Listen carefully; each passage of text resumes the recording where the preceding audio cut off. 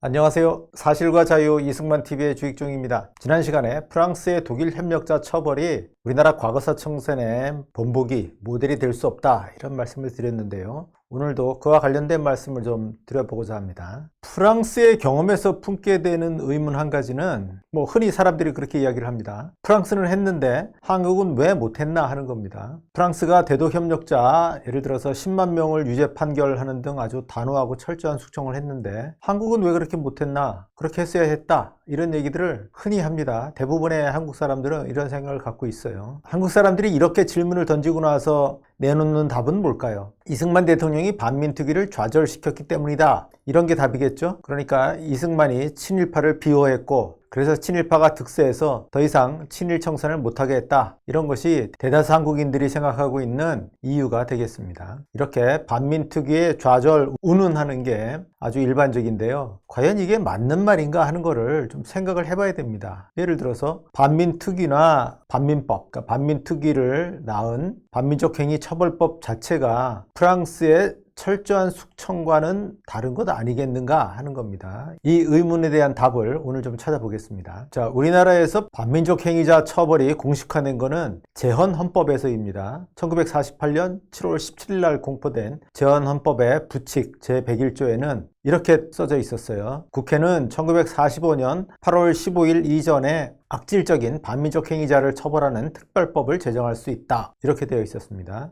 이게 7월에 공포된 제헌헌법에서의 일이고요. 자, 이렇게 헌법에 특별법을 제정할 수 있다고 했으니 이제 특별법을 실제로 제정해야 되겠죠. 불과 2달 만에 제정이 됐습니다. 8월 달에 집중적으로 작업이 이루어져서 48년 9월 달에 반민족 행위 처벌법이라는 것이 국회를 통과해서 공포가 됐습니다. 그런데 이 반민족 행위 처벌법에서는 무엇을 죄로 규정하고 처벌하려고 했을까요? 그 조항은 다음과 같습니다. 네, 반민족행위 특별법은 줄여서 반민법이라고도 하는데요. 이 법의 제1장은 죄라고 되어 있습니다. 반민법이 처벌하고자 하는 범죄, 죄에 대해서 규정하고 있습니다. 1조에는 한일 합병에 적극 협력한 자, 또 한국의 주권을 침해하는 조약 또는 문서에 조인한 자와 모의한 자, 이런 자들은 사형 또는 무기징역에 처하고 그 재산의 전부 혹은 2분의 1 이상을 몰수한다, 이렇게 되어 있습니다. 제2조도 비슷한 형식으로 되어 있는데요. 일본 정부로부터 작을 수한 자, 귀족 자기를 받은 걸 말하죠. 또 일본 제국의회의 의원이 되었던 자는 어떤 징역에 처하고 재산을 몰수한다, 이렇게 되어 있습니다. 제3조에도 독립운동자나 그 가족을 악의로 살상 박해한 자 또는 이를 지휘한 자는 징역에 처하고 재산을 몰수한다, 이렇게 되어 있습니다. 제가 이 PPT의 끝에 이상 당연범이라고 써놨는데요. 그러니까 한일 합병에 적극 협력한 자는 반드시 사형 또는 무기징역에 처하고 또 그 재산을 몰수하도록 되어 있는 겁니다. 제1조부터 제3조까지의 규정에 해당되는 자는 반드시 처벌하도록 되어 있고요. 그래서 이를 당연범이라고 불렀습니다. 그런데 반민법의 핵심은 제4조였습니다. 1, 2, 3조에 해당하는 자는 수가 그렇게 많지 않고요. 제4조에 해당되는 자의 수가 많았고 또 여기서 많은 논란이 벌어졌는데요. 제4조는 이렇게 돼 있어요. 다음 각 호의 1에 해당하는 자는 10년 이하의 징역에 처하거나 그 재산을 몰수할 수 있다, 이렇게 돼 있어요. 그러니까 1조부터 3조까지는 반드시 징역에 처하거나 몰수한다라고 돼 있고 제4조는 이에 해당하는 자 중에서 어떤 사람들을 골라서 징역에 처하거나 재산을 몰수하겠다, 이렇게 되어 있는 겁니다. 그래서 예를 들면 습작한 자, 귀족 자기를 처음 받은 자는 반드시 처벌을 하는데 그 아버지로부터 이 귀족 자기를 물려받은 자는 처벌할 수도 있고 처벌하지 않을 수도 있다. 그 사람의 실제 행적을 보고 결정하겠다라고 하는 겁니다. 물론 조사 대상은 되겠죠.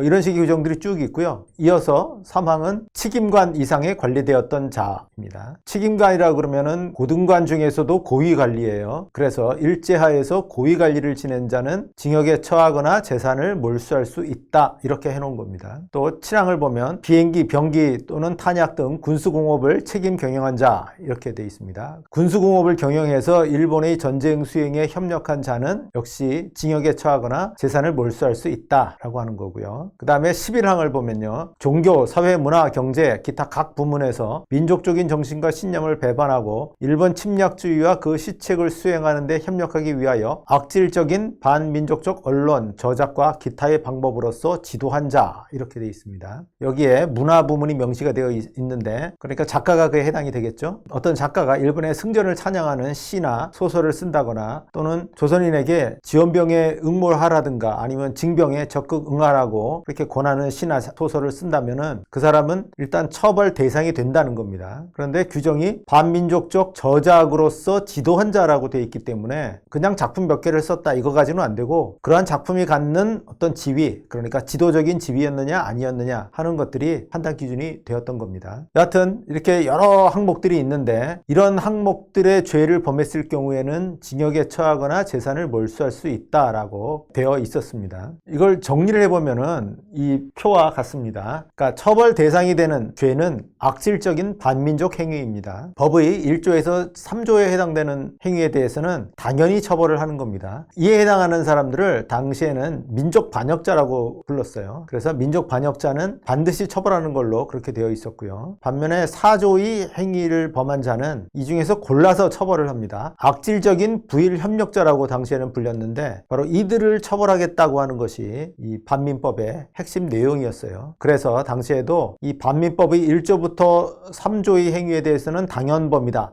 당연히 범죄다, 이렇게 불렀고요. 4조의 행위에 대해서는 선택범이다, 그 중에서 악질적인 행위들만을 골라서 처벌을 한다라고 해서 선택범이라고 불렀습니다. 네, 이렇게 살펴보면은 반민법의 의도는 모든 협력행위를 처벌하려고 했던 것이 아니라 악질적인 협력행위만 처벌하려고 했던 것입니다. 그래서 이름도 친일행위자 처벌법이 아니라 반민족행위 처벌법이었던 겁니다. 바로 이것은 프랑스처럼 수십만 명을 조사해서 10만 명을 처벌한다든가 하는 그런 것과는 원천적으로 달랐던 것입니다. 그렇다면 왜 일본에 대한 모든 협력행위가 아니라 악질적인 협력행위만 처벌하려고 했던 것일까요? 그것은 전쟁 중에 부역자를 처벌하는 게 아니라 식민 지배에 대한 악질적 협력자를 처벌하려는 것이기 때문이었습니다. 자, 일제의 인물 군상 중에 교사나 지방의 말단 관리를 한번 생각해 보겠습니다. 이들은 일본 국책에 충실한 수행자였어요. 달리 말하면 조선 민중에게는 가혹한 가해자였습니다.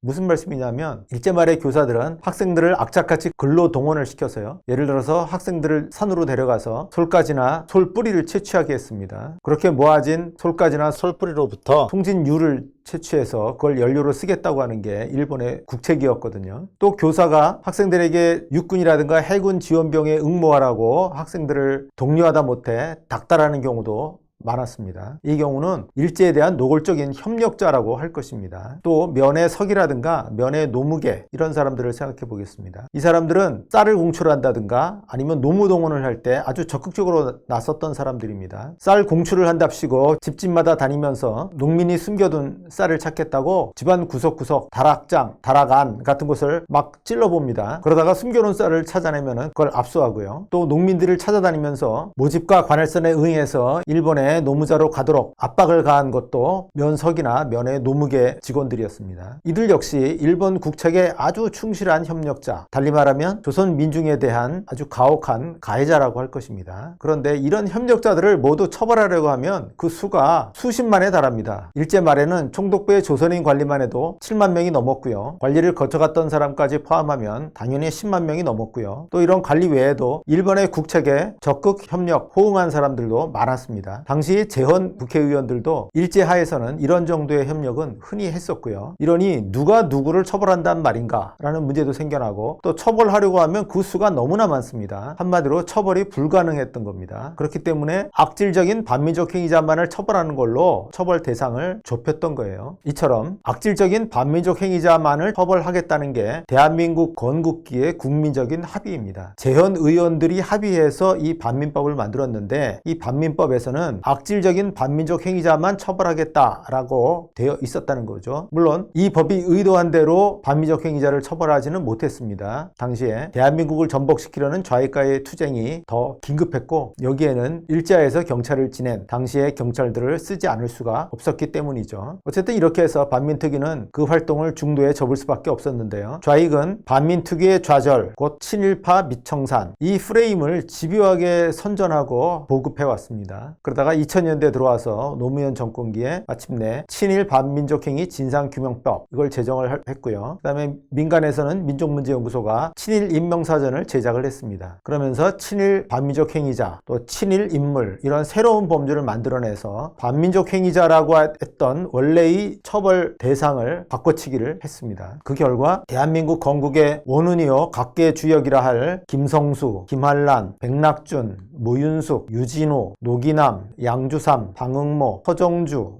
이런 사람들이 친일 반민족 행위자로 판정이 됐고요. 또 그 밖에 박정희 대통령, 애국가 작곡자 안익태, 6.25 전쟁의 호국 영웅, 백선엽, 김백일 이런 사람들은 친일 인물로 만들어졌습니다. 이거는 결국 대한민국을 건국한 원훈 또 대한민국을 발전시킨 각계의 주역들 이 사람들이 친일파였다라고 해서 대한민국이 더러운 자들에 의해서 세워진 것으로 만든 것입니다. 한마디로 대한민국을 부정하겠다고 하는 그 의도가 근저에 깔려 있는 건데요. 사실 후대의 인물들이 이런 행위를 할 자격이 없습니다. 일제의 식민 통치로 인해서 직접적인 피해를 입었던 당시 사람들이 우리는 악질적인 반민족 행위자만을 처벌하자라고 합의를 해서 결정을 했던 건데 엉뚱하게 후대의 인물들이 일제의 식민 통치로부터 아무런 피해를 입은 바도 없고 그리고 너무나도 태평성대에 살고 있는 후대의 인물들이 멋대로 친일 반민족 행위자라든가 친일 인물이다 이렇게 판정을 내린 것이기 때문입니다. 한마디로 늦게 태어난 행운을 누린 자들의 폭거라고 하겠습니다. 자, 결론입니다. 친일 청산인이 친일 미청산인이 하는 말을 쓰지 말아야 합니다. 이건 좌익의 프레임입니다. 미완의 친일 청산 이런 말을 흔히 하지만 그건 틀린 말이에요. 미완의 반민족 행위자 처벌입니다. 반민족 행위자 처벌과 친일 청산은 전혀 다른 것이고요. 친일 청산은 곧 뭐가 되느냐? 대한민국 주역의 청산이 돼요. 그렇게 되면 나아가서 근대의 청산이 됩니다. 한국 근대는 일본을 통해서 이식이 된 거고요. 한국의 근대에는 친일 협력이라고 하는 때가 묻을 수밖에 없습니다. 그런데 이 때를 지우겠다고 이걸 부정하면은 바로 근대를 부정하는 겁니다. 근대를 부정하면 어떻게 되나요? 조선시대로 되돌아가자는 말밖에는 안 되는 거죠. 바로 그 생생한 예가 있죠. 저 북쪽에 바로 북조선 아닙니까? 이름도 조선민주주의 인민공화국이고요. 친일 청산은 곧 조선시대로 돌아가자는 말 바로 그것입니다. 훗날 새 자유우파 정권이 들어서면 이 노무현 정권 때의 친일 반민족 행위자 선정을 취소를 해야 합니다. 좌익 정권은 얼마든지 이런 일을 하지 않습니까?